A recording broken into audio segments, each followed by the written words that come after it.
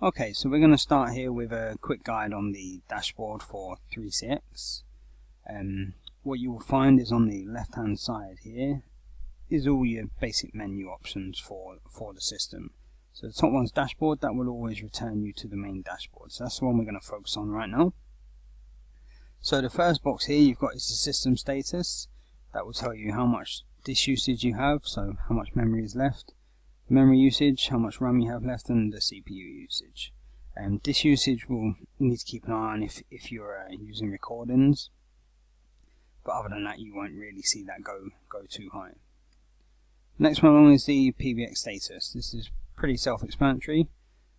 First one is the number of trunks you have up. So as you can see at the moment there's 3 of 3 trunks up for myself. The next one is extensions up. So 0, 2, that means there's 2 extensions that have been made and 0 are currently online. Number of calls that's in use. As you probably already know, 3CX is bases their licenses on concurrent calls. So this is a Enterprise 4 license, so I can have 4 concurrent calls. Now at the moment I'm currently using 0. Next one down is the blacklisted IPs. So if you need to blacklist or even whitelist an IP address, you can do that in there.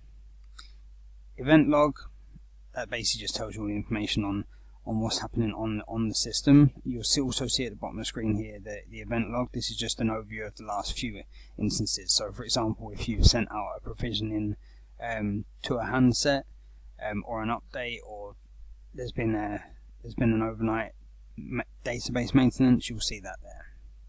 Next one's call history, which is just a call log. Chat logs is if on the smartphone app or the Windows or Mac app you use the chat function, then you'll find the chat logs here. And you can also just, if you click on purge on any of these, that will delete the information there. Next one's to set up automatic backups. As you can see, I currently have that switched on and the last backup was on the 28th. And the next one down is recording. Then here, at the bottom here, you will have the various different options for the status of the system. So the firewall, you should always run the firewall checker once you've first installed the system. As long as that goes green, then you don't really have to worry about that. Unless you're making firewall rule changes later down the line, then you should always rerun it. Services, as we go along and make a few more guides along the road, you will find that sometimes we'll need to go in and restart the services. So here you would just click on it, highlight whichever services that you need to go through and restart, and then click on restart. And then within a couple of minutes the system will be back online. Terminal, that basically opens a terminal screen for you, so you can see some of the back-end Debian on my instance information there. So you can check basically the date and time of the back-end just in case it's not matching up. Phones, that's if you've got any phone. It will always be green if you don't have any phones registered. If you have any phones provisioned, then it will also be green as long as they're running the current latest supported firmware. If you run a custom firmware, which we will get into later down the line, it will show red, but that doesn't mean that there's a problem there. It either means that one of the phones has an out-of-date firmware, so you'll need to go in and update that, or it means you're running your own custom firmware. It doesn't actually mean there's a major issue. The same here with the trunks. With the red icon for the trunks, that just means that it's a not supported trunk. So it doesn't mean that it's not working, it doesn't mean that there's a problem with it, it just means that it's not fully supported by 3CX. But if it's online, as you can see up here, then normally you wouldn't have any issues. The next box along is the information box. This gives you the basic information of your system. So the first place here is the FQDN. That's basically the domain name of your system. That should be able to be reachable from anywhere on the internet, unless obviously you've blacklisted certain IP addresses. The next one will be your IP address, either static or dynamic, either way. Then you've got your push account if you've configured a push account for 3CX. Your web meeting FQDN, this will basically be the FQDN that gets sent out when you send out web meeting invites, and we'll get into that when we get through to the web client. Next one down is your license. Now I'm currently running version 16, the latest version. I'm on an enterprise annual license. If you're on a perpetual license, it would just say perpetual. and then basically it will show over here how many calls you get. So I can see from here that I currently have an annual enterprise license with 4 concurrent calls. Just underneath that is the expiry date. Now if you're on an annual license, then the expiry date will be when you need to renew your license. So that's when your annual renewal is due. If you are on a perpetual license, that will mean when your maintenance is due. Now when you buy an annual license, your maintenance is included, so basically you just pay the one fee yearly. When you buy a perpetual license, you will buy the initial license, and then you will still have to pay maintenance each year as well. So there still will be, just buying the perpetual license doesn't mean there's no further cost after that. You will need to purchase the maintenance each year. Now that tends to be about, I think it's currently set at 27.5% of the current annual license price. So depending on what you're going to need it for will depend whether you need that or not. Keeping the maintenance up to date means that you get all the latest updates. It means if you have a 3CX FUDN, then that stays active. Also it means that you get the latest updates to the apps on the smartphone and on the computers as well. So it really depends how you use it to whether you need it. I do know people who still run even back to 12.5 or 14 and things like that, because they mainly just use it on site with some phones, so it works for them. But there will be a lot of cases, especially people who are using the soft phones on the apps, then they will need to keep the maintenance up to date, otherwise these kind of services will stop working. The next one down would be the reseller. So if you've bought it through a local reseller, then their name will show here. So if you're not sure who to contact, if you're looking for a local reseller, you can just find it through the 3CX website.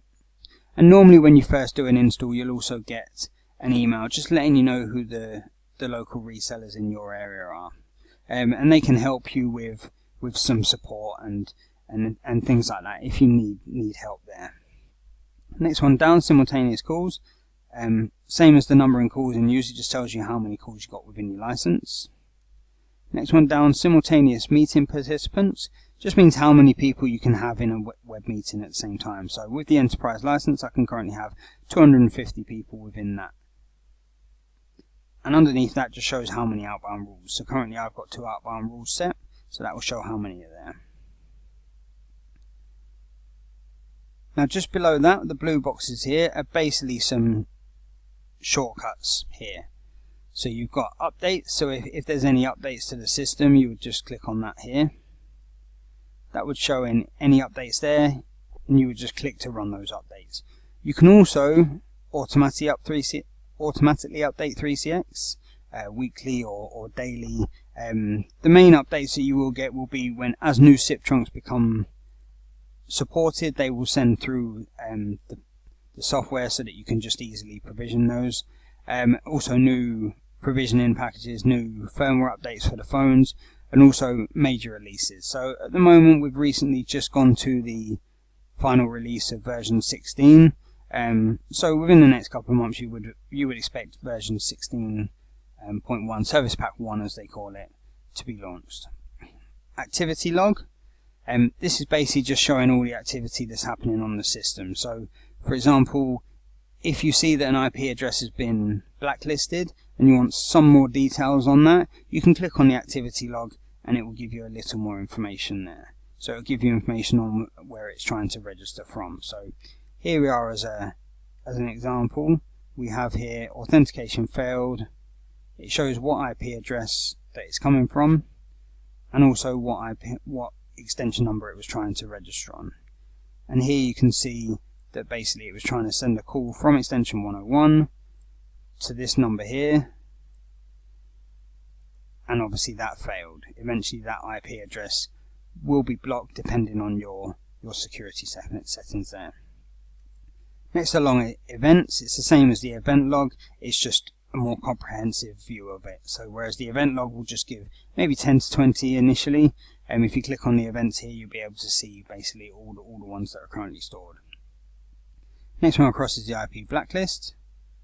So if you can see here, currently I have 5 subnets that are currently completely blocked. The reason being, these are currently the most popular ones that I see attempting to access any systems that I've currently installed. So 5, 3, 7, 4, 6, especially 185 as well.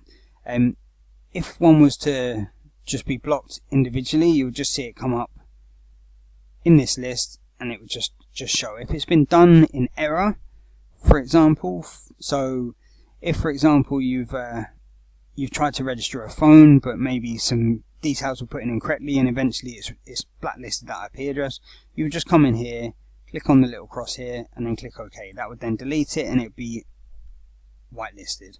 The other option would be is you could just go into it and change deny to allow. So if a local IP address or your IP address has accidentally been blocked, then what I would do is just go in and allow it. If you have a static IP address, just allow that, so then nothing will ever get blocked from them. Another tip as well is if, for example, you forget the password or you accidentally put in the wrong password and your IP address gets blocked, one way that I normally do it is if someone says that, you know, I've been locked out, my IP address, I can't reach it, obviously I can go in and change it for them, but not everyone has someone else who could do that for them. So another option is just go on your phone and just do it over 3G or 4G or something like that, because you can log in on your phone, just scroll down to the blacklisted IPs and basically just allow your IP address, and then you'd be able to log in again without any issues. Next one along is phones. So if you had any provisioned phones, they would come up here. We will go through provisioning phones at a later video, but if you had any, they would be here. It would show the type of phone, the firmware that it's on, and the template it's on. So if it's on a default template, it will just show it as normal. If it's a custom template, it will show in red, but once again, that doesn't mean there's actually any errors. It just means it's something unsupported. So red doesn't always mean that there's a major error. It just means that it's unsupported by 3CX. And the final one here is trunks. So the same as up here, these are all clickable as well. If you click on trunks, it will take you through and show you any trunks you've got. So as you can see here, I've got one trunk currently registered. Okay, so that's it for the dashboard. What we're going to be doing here going forward is doing some more 3CX videos, going through all the options on the left hand side here. If you have any requests on something you want to know on how to do, or something that you're just interested in knowing, just let me know. I can always make that video. Thank you.